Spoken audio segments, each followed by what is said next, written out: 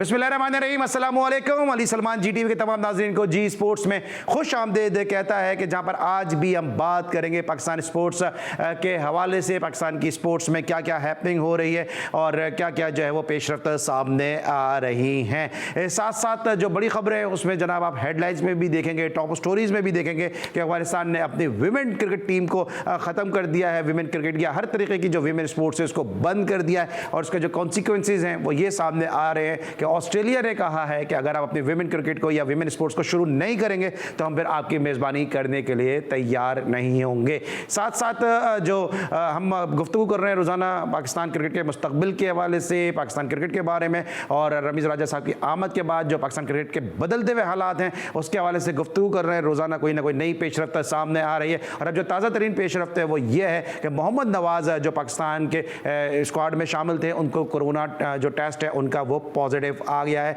और अब वो क्वारंटाइन करेंगे। बहुत सारे उमूर पे बात करेंगे। आज हमारे साथ एक बड़ी ज़बरदस्त शख्सियत मौजूद होंगे। अक्सर उनको आपने हमारे शोज़ में भी देखा है। मैं उम्मीद है कि इनकी गुफ्तगू आपको पसंद भी आएगी। लेकिन सबसे पहले आज की टॉप स्टोरीज।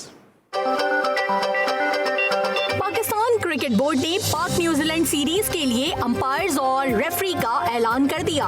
वनडे सीरीज के लिए कौमी टीम कल से पिंडी स्टेडियम में ट्रेनिंग का आगाज करेगी। मोहम्मद नवाज को कोरोना मुस्बत आने पर क्वारंटीना में भेज दिया गया, जबकि न्यूजीलैंड टीम हफ्ते को इस्लामाबाद पहुंचेगी।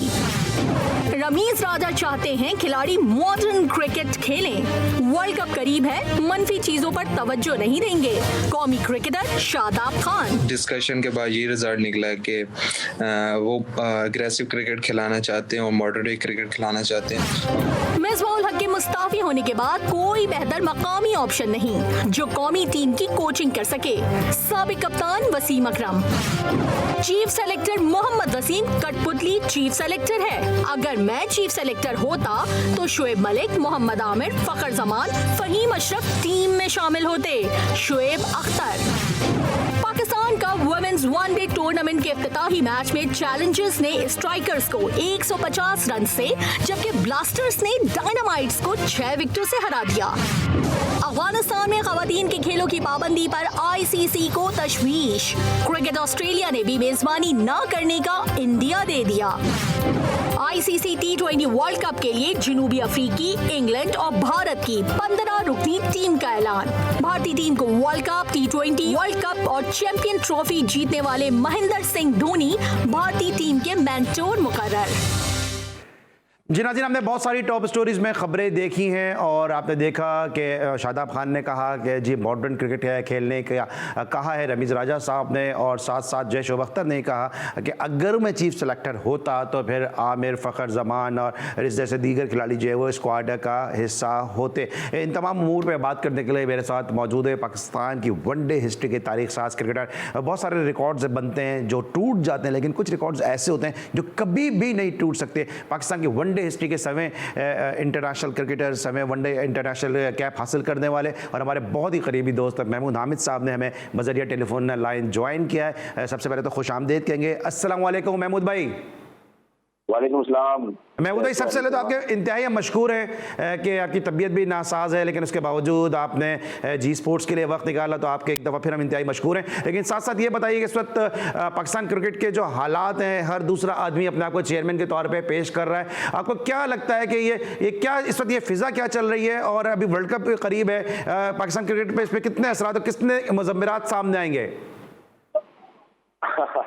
ये तो वही वाली बात हो गई जब कि हर बंदा जो कप्तान बनना चाह रहा होता है, तो इस तरह हर बंदा जो है वो पाकिस्तान क्रिकेट में आके पाकिस्तान क्रिकेट को अच्छा करना चाहता है। खैर एनीवे, लेकिन कोशिश होती है जो भी नया बंदा आता है उसकी यही कोशिश होती है कि उसको वो बेहतर से बेहतर संभाल सके। अब रमीज भाई आए, रमीज भाई के बाद हमने पहले भी एक बात प्रोग्राम किया था लास्ट वीक भी। अली उनकी जो पर्सनालिटी एक डिफरेंट पर्सनालिटी है, ठीक है, और क्वालिटीज हैं उनके अंदर। अब उन्होंने आके डेफिनेटली डोमिनेट करना पड़ेगा, क्योंकि कुछ जगहों पे ऐसी चीजें हो रही हैं कि जहां पर आपको इंटरफेयर करना पड़ेगा। और कुछ जो बात कुछ लोगों ने कही है कि सिलेक्शन जो है वो डेफिनेटली उस सिलेक्शन के हवाले से जो है उस पर तहफ़्फ़ुज़ात मुझको भी हैं, काफ़ी तहफ़्फ़ुज़ात हैं कि कुछ प्लेयर्स को जिस तरह उन्होंने पाकिस्तान टीम में डाल रहे हैं, इस तरह तो मेरे ख्याल से मैं क्लब के मैचेस में भी अगर उनको इतना ड्रॉप करूं और वापस खिलाने के लिए ना उनको कुछ ना कुछ परफॉर्मेंस करनी पड़ती है। तो कुछ प्लेयर ऐसे हैं कि उनको ड्रॉप होने के बाद पाकिस्तान टीम में ऐसे आ रहे हैं कि कोई मसला ही नहीं है, मतलब लाहौर से इस्लामाबाद शिफ्ट हो गए या इस्लामाबाद से कराची शिफ्ट हो गए, जस्ट लाइक इट। तो पाकिस्तान क्रिकेट का अगर ये हाल इसी तरह अगर सिलेक्शन होती रही तो फिर तो अल्लाह ही हाफिज है। और T20 वर्ल्ड कप के लिए जब आप सिलेक्शन करने जा रहे हैं तो बहुत सी चीजों को आपको देखना पड़ेगा। आपके पास कौन से ऑलराउंडर्स हैं, आपके पास कौन से ऐसे पावर हिटर्स हैं, आपके ओपनर्स कौन से हैं। आपने जिस तरह के प्लेयर्स को डाला है तो मेरे ख्याल से अगर खुदा न खास्ता ऊपर से 2-3 विकेटें गिरती हैं तो सारे एक जैसे ही खेलने वाले हैं अली। मतलब अब सही बात है महमूद भाई, क्योंकि इनिंग को लेके चलने वाला कोई नहीं है, सब स्ट्रोक प्लेयर ही हैं, सब मिड विकेट के बादशाह हैं। एब्सोल्युटली तो हर बड़ी हिट मारने वाला प्लेयर निकलेगा। तो वहां पर आपको एक ऐसा प्लेयर होना चाहिए तो कि गेम को लेकर चल सके। एक प्लेयर ऐसा होता है जो पूरा गेम को लेकर चल रहा होता है, वहां पर आपका बड़ा भुगतान है। अब हफीज की फॉर्म कैसी रहती है? हफीज आपके पास ऐसा प्लेयर है जो कि आपको लेकर चल सकता है, बट मेरे ख्याल से यहाँ पर शुएब मलिक अगर जिस तरह की फॉर्म चल रही थी, शुएब मलिक को अगर डाल लेते तो एक मिडिल ऑर्डर थोड़ा सा स्ट्रांग हो जाता है यहाँ पर। क्या ऊपर से अगर आपकी 2 विकेट गिरती है तो 2 प्लेयर ऐसे एक्सपीरियंस प्लेयर्स हैं जो कि गेम का मोमेंटम भी नहीं तोड़ेंगे और गेम को लेकर चलेंगे। ठीक है, तो अच्छा, आई थिंक ये थोड़ी सी चीजें हैं जो कि सिलेक्टर्स को सोचनी भी चाहिए थी और इनके ऊपर मेरे ख्याल से अमल भी करना चाहिए था। ठीक है महमूद भाई, आप हमारे साथ मौजूद रहिएगा। आपकी मौजूदगी का फायदा उठाते हुए बिलाल ने मैं ज्वाइन किया है कराची से। अस्सलाम वालेकुम बिलाल।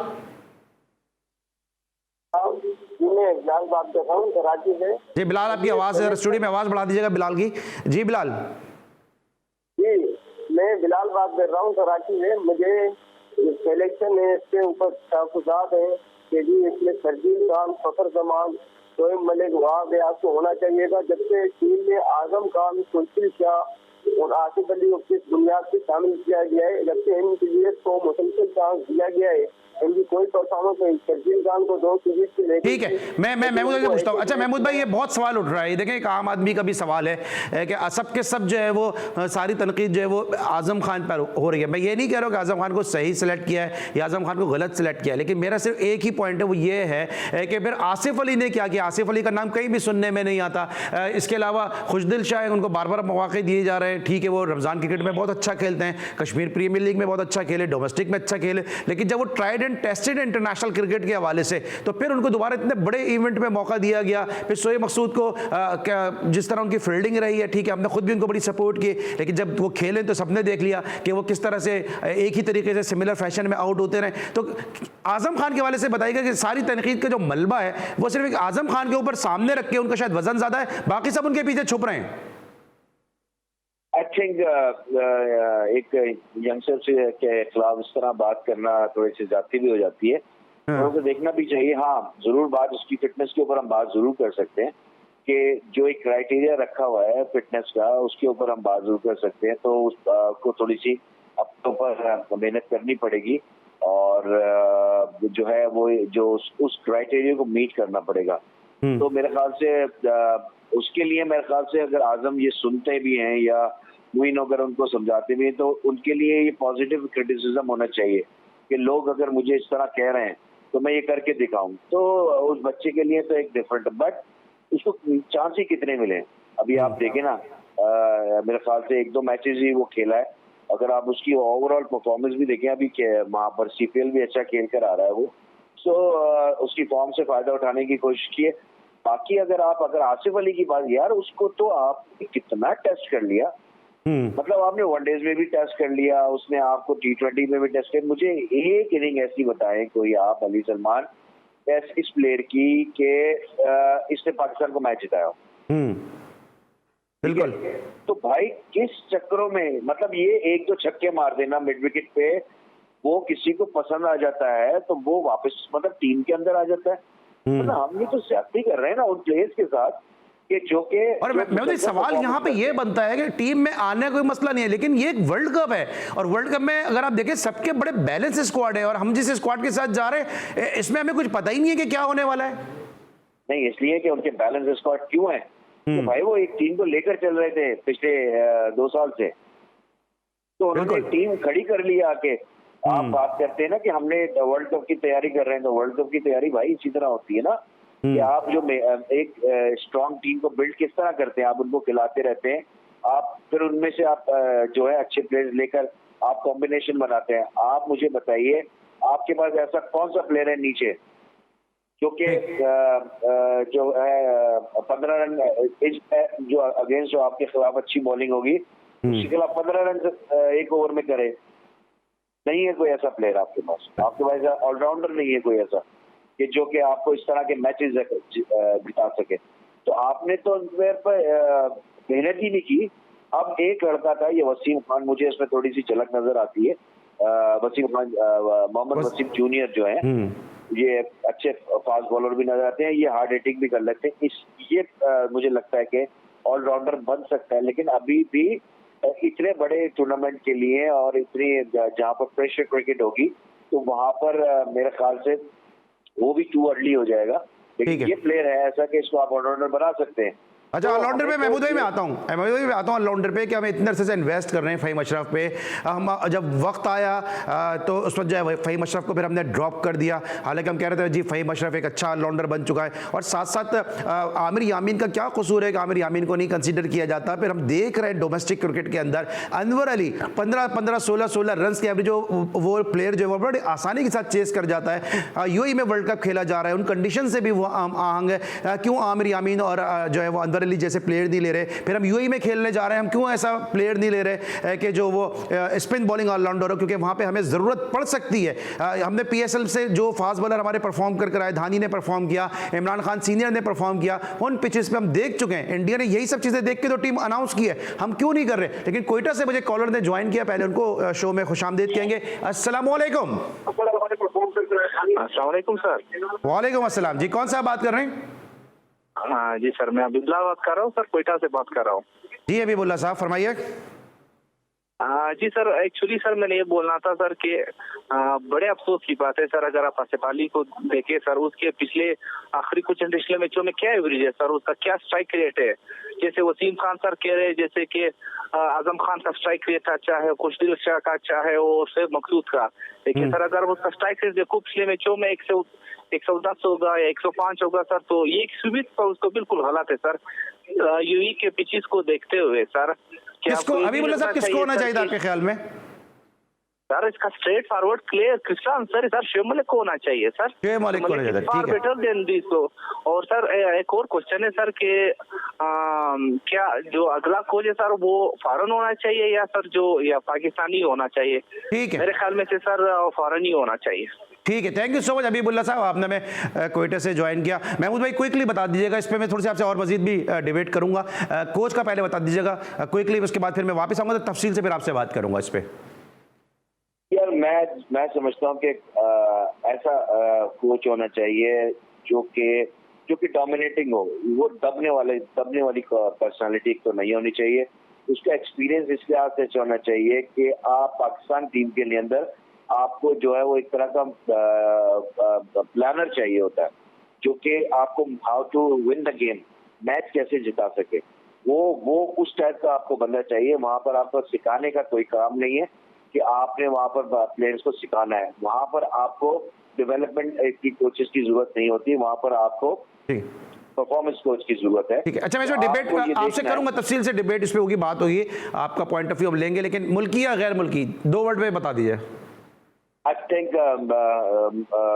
कोई मुजायका नहीं है अगर हम जो है फॉरेन कोच ले लें। फॉरेन कोच, ठीक है महमूद भाई, थैंक यू। ठीक है महमूद भाई, थैंक यू सो मच। इस वक्त मैं लूंगा एक ब्रेक और जब ब्रेक के बाद वापस आएंगे तो महमूद हामिद साहब भी हमारे साथ टेलीफोन में मौजूद होंगे, इनसे भी हम डिस्कशन करेंगे। और साथ साथ जिस तरह हमने प्रोग्राम की इब्तिदा में आपसे कहा था कि अफगानिस्तान की विमेन स्पोर्ट्स जो है उस पर पाबंदी लगा दी गई है, तो इस हवाले से पाकिस्तान की एक बड़ी ज़बरदस्त फीमेल स्पोर्ट्स जर्नलिस्ट हमारे साथ मौजूद होंगी, उनसे भी हम बात करेंगे इस मुद्दे पर। लेकिन सब कुछ होगा एक छोटे से ब्रेक के बाद।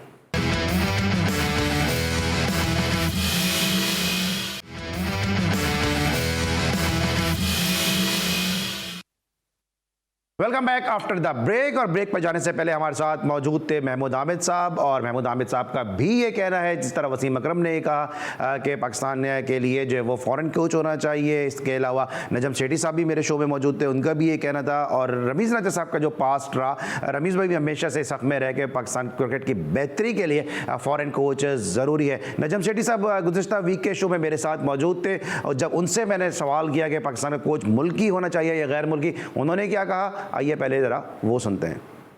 आपको मेरा मौक़िफ़ तो पता ही है, मैं तो फॉरेन कोचेस में बिलीव करता हूँ, इसलिए क्योंकि मैं समझता हूँ पाकिस्तानी सुपरस्टार्स जो हैं वो अच्छे कोचेस नहीं बनते, और प्रोफेशनल ये प्रोफेशन है एक, और दुनिया में कहीं भी टॉप आइकॉनिक स्टार्स जो हैं वो कोचेस नहीं बनते। इसलिए देखना ये है कि रमीज़ राजा साहब की फलसफा क्या है, क्या वो देसी कोचेस ही रखेंगे अपनी इंटरनेशनल टीम में, या फिर सारे या चुन चुन के बाहर से कोचेस लाएंगे। ये बहुत बड़ा इशू बनेगा। जी, आपने नजम सेठी साहब की गुफ्तगू सुनी। महमूद आमिद साहब, ये बताइएगा कि फॉरेन कोच भी लाने का जो तजुर्बा है पाकिस्तान में, हमने देखा कि कुछ अरसे के बाद जो है वो भी जो है वो हमारे जो कल्चर है उसी में ढल जाते हैं, और फिर एक ग्रुप को वो फेवर करते हैं। अब अगर मैं मिसाल दूँ मिकी आर्थर की, तो लोग ये कहते थे इमाद वसीम को उन्होंने बेटा बनाया हुआ। अगर मैं वॉटमोर की बात करूँ तो उस वक्त भी टीम में ग्रुपिंग नज़र आई। बॉब वुलमर के ज़माने भी हमने देखा कि एक मखसूस जो हल्का था वो उनके साथ हो गया था, दूसरा ग्रुप अलग हो गया था। वॉटमोर के ज़माने में भी अगर आपको याद होगा, वो एक बयान दे के चले गए कि पाकिस्तान के लिए तो कोई सोचता ही नहीं है, सब अपने अपने इलाके के लिए सोचते हैं, सब अपने अपने जो है वो जो ज़बान बोलने वाले हैं उसके लिए सोचते हैं। तो आपको लगता है कि फॉरेन कोच ही मसले का हल है? मेरे ख्याल से ये कोई क्राइटेरिया नहीं बनता इस तरह की बात करना।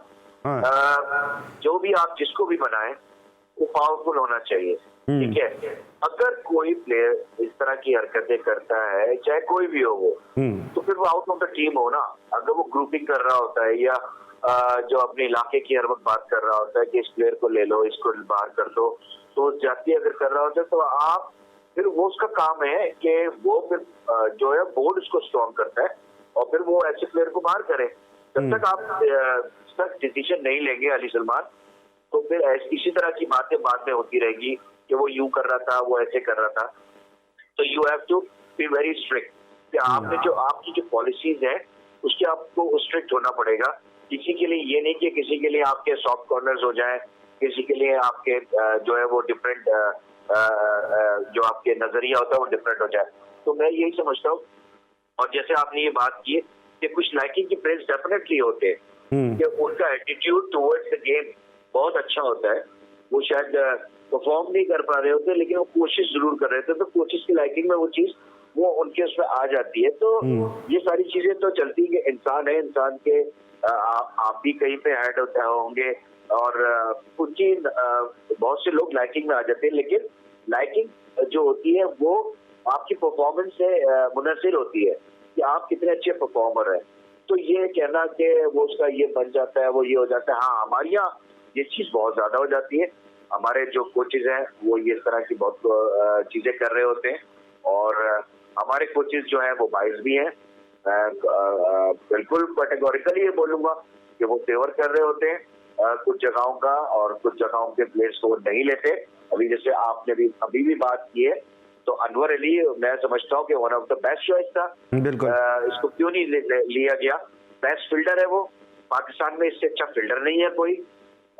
नीचे वो हार्ड हिटिंग कर सकता है, वो 15 रन के एवरेज को मेंटेन कर सकता है, वो साथ में बॉलिंग करता है। तो ऐसे प्लेयर को अगर आप जो है जाया कर रहे हैं और आप अपनी लाइकिंग डिसलाइकिंग के चक्करों में उसको नहीं खिला रहे, तो फिर तो आप ज्यादती कर रहे हो ना लोगों के, मतलब आप मुल्क के साथ ज्यादती कर रहे हो। तो फिर उनसे कोई ये तो पूछे कि व्हाई नॉट, आपने जो कॉम्बिनेशन बनाया वो कॉम्बिनेशन है क्या? आप मुझे बताएं कि आपके ओपनर्स ये 3 पे ये बैटिंग करेगा, 4 पे ये, अगर ऊपर से क्लैप्स होती है तो आपको संभालना कौन देगा? इसकी बेसिक की टेक्निक किसकी अच्छी है जो आपको संभाला देगा? तो ये सारी चीजें तो इनके ऊपर बात होनी चाहिए। और अगर मैं समझता हूँ कि जो टीम है पाकिस्तान की इस वक्त जो T20 की है वो बैलेंस नहीं है। मैं किसी के खिलाफ नहीं हूँ, Shoaib Maqsood one of the good player, लेकिन उसकी फील्डिंग का म्यार तो आप देखें। उसकी फिटनेस, उसकी फील्डिंग का बयान देखे ना। अगर वो आपको 40 रन करके देता है तो कैच छोड़ देता है, जो उसने वहां पर भी अभी कहाँ लास्ट सीरीज हुई थी जो खेला हुआ कैच छोड़ा उन्होंने आराम से। तो भाई ऐसा प्लेयर आपकी टीम के लिए अच्छा महमूद भाई, अगर आप शोएब मकसूद को लेते हैं, एक मिसाल है, अगर आप शोएब मकसूद को लेते हैं तो फिर आप शान मसूद को क्यों नहीं ले सकते हैं कि शान मसूद आपको एक एडिड एडवांटेज है कि एक लेफ्ट हैंडेड है, क्रिकेटिंग ब्रेन है, क्रिकेट को समझता है और उसने अपने गेयर्स भी चेंज किए हैं, वो T20 के फॉर्मेट को उसके हिसाब से खेल रहा है, परफॉर्मर भी है, तो शान मसूद से क्या इख्तिलाफ हो सकता है? इख्तिलाफ वही मैं तो कह रहा हूँ ना कि आपने किसी प्लेयर पे ठप्पा लगा दिया कि ये प्लेयर जो है वो T20 नहीं है। भाई बेसिक क्रिकेट तो क्रिकेट है ना, क्रिकेट को खेला कैसे जाएगा ये बहुत ही इम्पोर्टेंट है। यहाँ सिर्फ छक्के चौके मारने वाला प्लेयर आपके पास एक तो होने चाहिए, ठीक है, लेकिन आपको मुनव्वर करने वाले प्लेयर बहुत ज्यादा होने चाहिए। बिल्कुल, सिंगल डबल लेने चाहिए। अच्छा महमूद भाई, इस एक मिनट को थोड़ा सा तवक्कुफ का मैं आपसे कहूंगा क्योंकि सर मुझे कॉलर ने भी ज्वाइन किया है जी। अस्सलाम वालेकुम। वालेकुम अस्सलाम, रियाज खान बोल रहा हूँ मॉडल कॉलोनी से। अली भाई मुझे 1 मिनट दीजिएगा। हेलो जी रियाज खान साहब फरमाइए। जी बात यह है कि वसीम जूनियर है, उसकी परफॉर्मेंस अगर आप PSL में देख लें और धानी की देख लें तो आपको सामने नजर आ जाएगा। धानी के लिए कोई नहीं बोल रहा। अच्छा, आजम खान के लिए तो पूरा पाकिस्तान भी अगर बोले ना कि इसको नहीं खिलाना चाहिए, नहीं खिलाना चाहिए, तो मैं आज आपको कह रहा हूं कि पूरा पाकिस्तान बोले नहीं खिलाना चाहिए, लेकिन वो खेलेगा, हर चीज खेलेगा, क्योंकि उसके पीछे एक बहुत बड़ी बस जो है वो सबको पता है। लेकिन यहाँ पे इस टीवी चैनल पे भी कुछ मेहमान आके जो है स्पेशली पिछले 1 साल से उसके लिए ग्राउंड बना रहे हैं कि आजम खान यूं, आजम खान यूं। मैं कसम खा के कहता हूँ कि आजम खान अगर आम आदमी का बच्चा होता तो उसको नेशनल स्टेडियम के गेट से अगर आने दे देते तो बड़ी बात थी। अच्छा ये बताइएगा रियाज खान साहब, एक सेकंड रियाज खान साहब एक बात बताइएगा। ठीक है, आजम खान पे ठीक है, आप भी बात कर रहे हैं, बहुत सारे क्रिकेटर्स भी ये बात करते हैं, लेकिन ये जो आसिफ अली खेल रहे हैं ये भी तो किसी के बच्चे हैं। इनके फादर का नाम पता है आपको? नहीं है पता, नहीं पता ना, यही मैं कह रहा हूं। क्योंकि मोइन खान, देखें मैं किसी के एडवोकेसी नहीं कर रहा हूं, आपको क्रिकेट की बड़ी जानकारी है, बड़ी आप मालूमात रखते हैं। मैं सिर्फ आपसे एक छोटा सा सवाल ये कर रहा हूं कि आजम खान का बाप चूंकि एक मशहूर आदमी है तो वो क्रिकेट खिला सकता है। चले दूसरा सवाल करता हूं, मोइन एक सेकंड दूसरा सवाल कर रहा हूं, सुन ले दूसरा सवाल कर रहा हूं। दूसरा सवाल है मेरा, दूसरा सवाल ये कि मोइन खान बड़ा प्लेयर है या आपके ख्याल में जो है वो जावेद निजात बड़ा प्लेयर है, या आप समझते हैं कि हनीफ मोहम्मद या शोएब मोहम्मद बड़े प्लेयर हैं, या आप समझते हैं मोइन खान शोएब मोहम्मद जो है मोइन खान से कम प्लेयर हैं? ये मुझे जवाब दे दें। ये इंतजाम जो है वो कम प्लेयर हैं। देखें, हर प्लेयर की अपनी जगह एक क्लास है। हर प्लेयर जो है अपने टाइम में उसने इस मुल्क के लिए नाम कमाया। मैं ये नहीं कहता कि नहीं, यही मेरा सवाल है।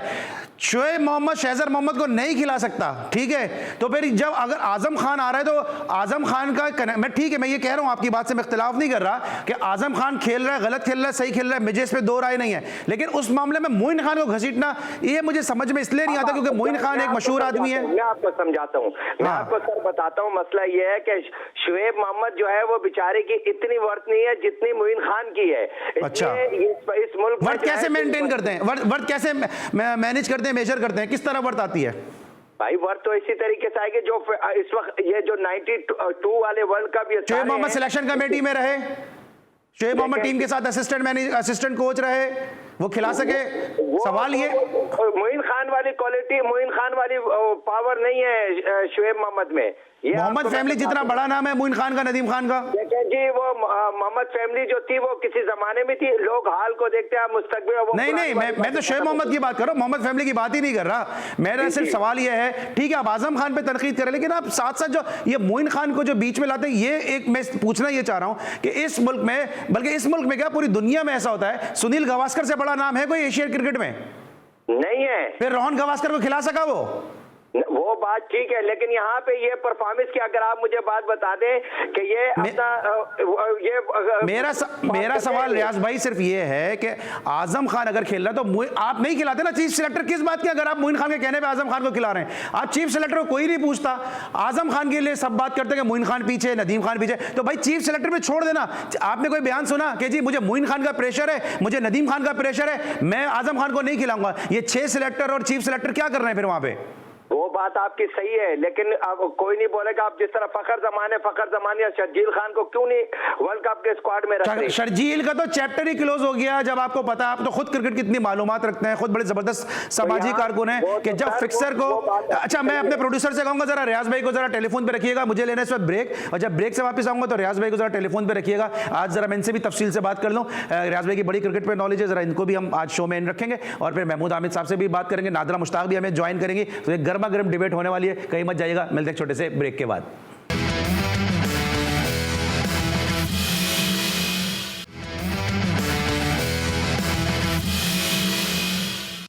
Welcome back after the break. और ब्रेक पर जाने से पहले रियाज खान साहब हमारे साथ मौजूद थे, और अब हमें नादरा मुश्ताक साहबा ने भी ज्वाइन कर लिया है। बात करेंगे उनसे अफगानिस्तान में जो विमेन स्पोर्ट्स के हवाले से कदगन लगाई गई है, पाबंदी लगाई गई है, लेकिन रियाज भाई से गुफ्तगू हो रही थी। जी रियाज खान साहब, हम आपसे जो बात कर रहे थे वो ये बात कर रहे थे आपसे कि ठीक है आजम खान को सिलेक्शन किया, तो फिर आपकी बड़ी क्रिकेट पर गहरी निगाह है। आप नहीं समझते कि मोहम्मद वसीम को फिर अगर इतना प्रेशर है, जिस तरह आप कह रहे हैं बात, या और भी लोग बात कर रहे हैं, तो फिर छोड़ देना चाहिए? अगर मोइन खान का प्रेशर या नदीम खान का प्रेशर बर्दाश्त नहीं कर सकते?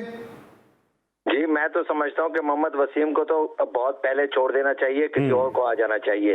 मोहम्मद वसीम की तो जरूरत ही नहीं है। अगर आप पाकिस्तान की सिलेक्शन तो बहुत ऊपर की बात है। यहाँ पे सिंध की सिलेक्शन पे अगर बात की जाए तो सिंध की टीम में जो है इस वक्त जो सिंध की टीम T20 के लिए अनाउंस हुई है, उसमें जो है मुश्ताक कलोड़ो को नहीं रखा। अब मुश्ताक कलोड़ो जो है वो मुस्तकबिल का शुएब अख्तर है, एक बच्चा और है, NAD का स्टूडेंट है जो पढ़ाई के साथ इंजीनियर भी है, और उसके आप मेहनत देखें, उसने कराची में 4 मैचों में जो है 4 या 5 मैचों में 14 विकेटें ली, उसका भी नाम नहीं है। तो पाकिस्तान तो बहुत ऊपर, यहाँ तो गली की मतलब नीचे छोटी छोटी टीमों में जो है नाइंसाफियां हो रही हैं। तो ये कोई ऐसा वो आना चाहिए जो मामा और चाचा ना देखे, प्लेयर्स को देखे, प्लेयर्स की परफॉर्मेंस को देखे। हाँ, यहाँ मैं आपसे इत्तेफाक करूंगा, बिल्कुल आपकी बात सही है कि परफॉर्मेंस होनी चाहिए, और अगर कोई ऊपर से कोई ऐसा प्रेशर आता है तो आप में इतनी खलाकी जरूरत होनी चाहिए कि अब आप फिर उसको इस सीट को छोड़ दें। थैंक यू सो मच रियाज भाई, आप हमारे साथ मौजूद थे। वक्त मेरे पास महदूद है। नादरा मुश्ताक हमारे साथ मौजूद हैं, पाकिस्तान की एक ऐसी फीमेल स्पोर्ट्स जर्नलिस्ट है जिन्होंने world cup, women's world cup में बतौर मीडिया मैनेजर अपनी खिदमत अंजाम दी, और जब बहुत ज़्यादा खवातीन स्पोर्ट्स जर्नलिज्म में मौजूद नहीं थी, एक सिर्फ आलिया रशीद एक ऐसी आइकॉनिक फिगर थी, या फरिश्ते की थी जैसी जर्नलिस्ट मौजूद थी, उस वक्त आके इन्होंने अपना नाम अपना मुकाम बनाया। हमारे साथ मौजूद, अक्सर हमारे शोज़ में भी होती हैं। नादरा मुश्ताक को हम खुश आमदीद कहेंगे शो में। अस्सलाम वालेकुम नादरा। वालेकुम अस्सलाम अली। नादरा, ये बताइए कि बतौर फीमेल स्पोर्ट्स जर्नलिस्ट आप इस चीज़ को किस तरह से देखती हैं, इस तरह के अफगानिस्तान में विमेन स्पोर्ट्स के ऊपर पाबंदी लगाई गई है, और अब ऑस्ट्रेलिया ने भी कह दिया है, ICC ने भी इस हवाले से इंटरवीन किया है। ऑस्ट्रेलिया ने कह दिया कि जी अगर आप अपनी विमेन स्पोर्ट्स को, ये क्रिकेट को शुरू नहीं करेंगे तो फिर हम आपकी मेज़बानी करने के लिए तैयार नहीं होंगे। इस तमाम सिनारियो को आप किस तरह से एनालाइज करेंगी? देखिए, पहली बात तो ये है कि अफगानिस्तान को काफी अरसे के बाद टेस्ट स्टेटस मिला है, और आपको ये भी मालूम है, बल्कि हमारे नाज़रीन को भी बखूबी पता होगा कि जो ICC की जो रूल्स हैं उसके तहत जो है आपको टेस्ट स्टेटस जब भी मिलता है जब आपके साथ खवातीन टीम भी बनती है, और उनकी शर्त यही है कि जो 12 मेंबर्स हैं उनमें खवातीन के जो टीमें हैं वो जरूर बनेंगी, तो आपको टेस्ट मेंबर बनाया जाएगा। हालांकि अफगानिस्तान ने जो है थोड़ा सा डिले भी किया था, उनको टेस्ट मेंबरशिप मिल गई थी, लेकिन उन्होंने कहा था कि हम बनाएंगे टीम। लेकिन इस वक्त जो सिनेरियो है उसमें ICC की बोर्ड मीटिंग होने जा रही है नवंबर में, और नवंबर में ही ऑस्ट्रेलिया में टेस्ट मैच होना था। ICC का कहना यह है कि जब अगर ये नहीं मान रहे हैं और नहीं करेंगे इस तरह से कि इजाजत दें खवातीन को, क्योंकि उनके तालिबान के जो तर्जुमान है उनका ये कहना है कि खवातीन की जरूरत नहीं है क्रिकेट के अंदर, ना ही तो मुल्क के अंदर ना ही तो मुल्क के बाहर, वो खेल ही नहीं सकती हैं। तो ऐसे में अफगानिस्तान की जो ओवरऑल टीम है उसके ऊपर बहुत ही बैड इंप्रेशन होगा, बैड इम्पैक्ट पड़ेगा, और फिर शायद वो टेस्ट स्टेटस जो है वो अपना खो देंगी, क्योंकि ICC इस पे कॉम्प्रोमाइज किसी भी तौर नहीं करेगा कि एक सिर्फ मुल्क के लिए जो है वो खवातीन की टीम नहीं हो। जो उन्होंने एक रूल बनाया हुआ है वो सबके लिए बराबर है, तो उसमें फिर ये वोटिंग होगी, और वोटिंग के बाद जो है वो 2/3 की अगर अक्सरियत हासिल होगी तो फिर अफगानिस्तान के फेवर में जा सकता है। तो क्या लगता है, क्योंकि देखिए हम सब जानते हैं जो अफगानिस्तान में भी जो नई गवर्नमेंट आई है उनके जो रिलीजियस बिलीव हैं वो हम सब जानते हैं, और दूसरी तरफ ICC के रूल्स एंड रेगुलेशन है, तो ये मामला जो है वो किस तरह से सॉर्ट आउट होगा?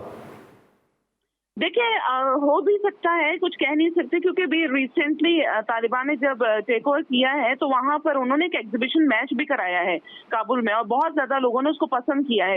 हो सकता है थोड़ी सी कन्विंसिंग इनकी हो और किसी तरह इजाजत मिले शायद, जो कि बहुत मुश्किल लग रहा है, क्योंकि वहां हम जो हालात देख रहे हैं वो ये है कि काफी वहां से सिंगल्स भी छोड़ छोड़ के जा रहे हैं, दूसरे मुल्कों में आ रहे हैं, बल्कि हमारे मुल्क में भी काफी लोग आ गए।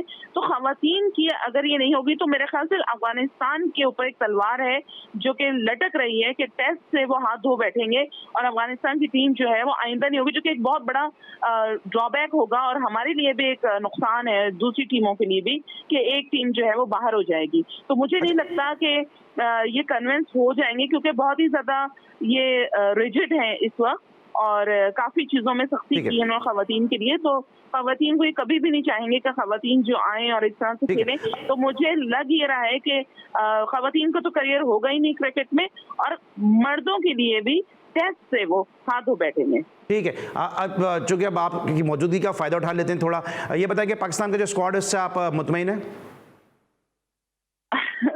देखिए मुतमईन हमारे होने या ना होने से कुछ भी नहीं होगा, होगा वही जो बोर्ड चाहता है। अभी जो अनाउंस हुआ है स्क्वाड वर्ल्ड T20 वाला, उसमें भी आप देख लीजिए। आप उसकी बात कर रहे हैं या विमेन की बात कर रहे हैं? नहीं, मैं मेन स्क्वाड की बात कर रहा हूँ। मैन स्क्वाड से तो बिल्कुल मुतमईन नहीं है। देखिए जो एक्सपीरियंस होता है ना प्लेयर, वो हमेशा आपको जरूर पे ऑफ जरूर करता है।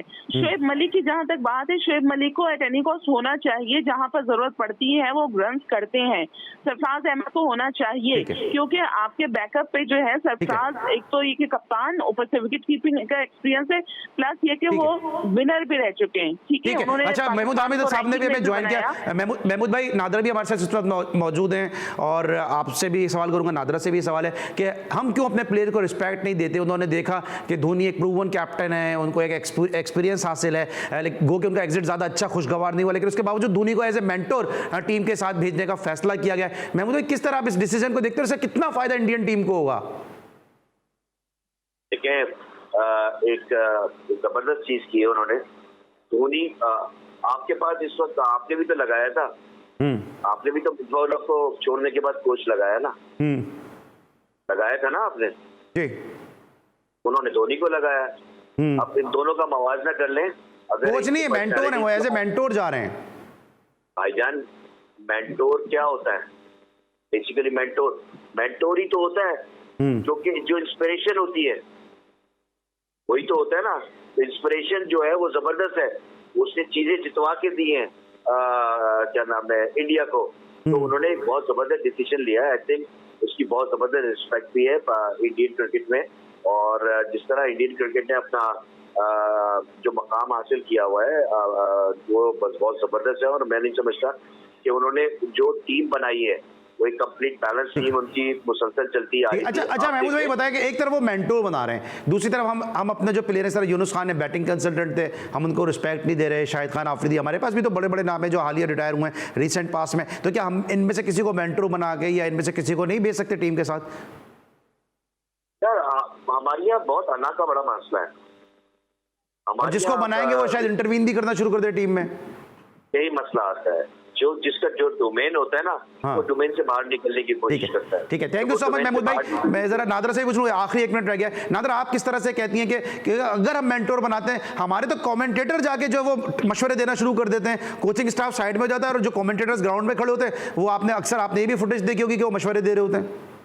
बिल्कुल ऐसे ही होता है। मेंटोर की बात आप कर रहे हैं तो आपको याद है कि ज़ल्मी ने मेंटोर बनाया था यूनुस खान को, उन्होंने सबसे पहले तो पाकिस्तान ने बनाया था, और अब फिर पाकिस्तान ने जब देखा कि धोनी को मेंटोर बनाया गया है तो अब ये कंसिडर कर रहे हैं, जो मुझे इत्तलात मिली है कि ये भी कंसिडर कर रहे हैं कि वर्ल्ड T20 में हम भी यहाँ से अपने किसी प्लेयर को भेजें, जिसमें शायद आमिर, सोहेल, इंजमामुल हक या यूसुफ, इनमें से कोई होगा, जाहिर सी बात है इनमें से किसी को भेजा जाएगा। यूनुस खान तो अब किसी तौर नहीं आएंगे, वो मेंटोर के तौर पर भी नहीं आएंगे, वो कहते हैं जी उनको नहीं आना है अब। ठीक है, तो हम इतना जिच कर देते हैं अपने प्लेयर्स को, जैसे आप कह रहे हैं कि हम रिस्पेक्ट नहीं देते हैं जो कि देनी चाहिए।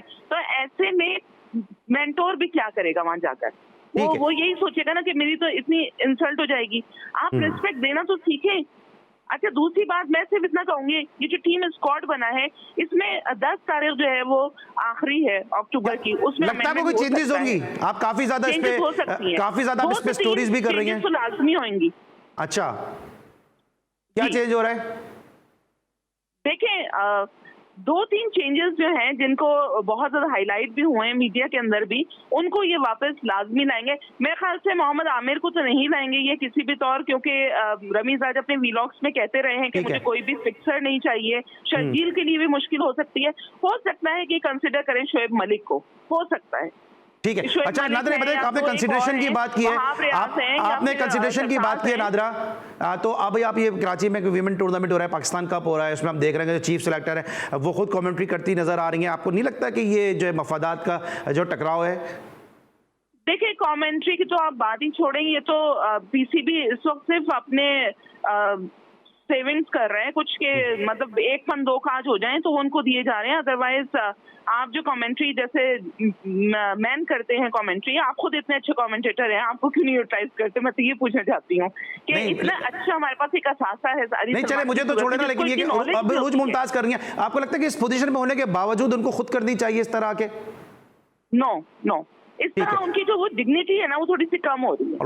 Alright, thank you so much. NADRA Mushtaq हमारे साथ मौजूद थी आज के शो में, और महमूद हामिद साहब मौजूद थे कि जिनसे आज हमने शो के हवाले से गुफ्तगू की, साथ साथ अपने कॉलर्स को भी हमने प्रोग्राम में शामिल किया, और हमारे जो रेगुलर कॉलर्स हैं जो कि वो भी अब शो का एक पार्टी हैं, तो उनसे भी हम थोड़ी सी डिबेट कर लेते हैं, उनसे भी चैट कर लेते हैं, क्योंकि वो आते हैं तो यकीनी तौर पर एक अरसे से वो शो का हिस्सा है, तो उनसे भी डिबेट हम करते हैं, उनका भी पॉइंट ऑफ व्यू हम इस डिबेट के जरिए जानना चाहते हैं। हमारी आज की कोशिश काविश कैसी रही आपकी, यार आपके फीडबैक का इंतजार रहेगा। कल रात इंशाल्लाह 11 बजे एक दफ़ा फिर आपसे मुलाकात होगी। उस वक्त के लिए अली सलमान पूरी प्रोडक्शन टीम को इजाज़त दीजिए। अपना बहुत ख्याल रखिए। अल्लाह हाफ़िज़।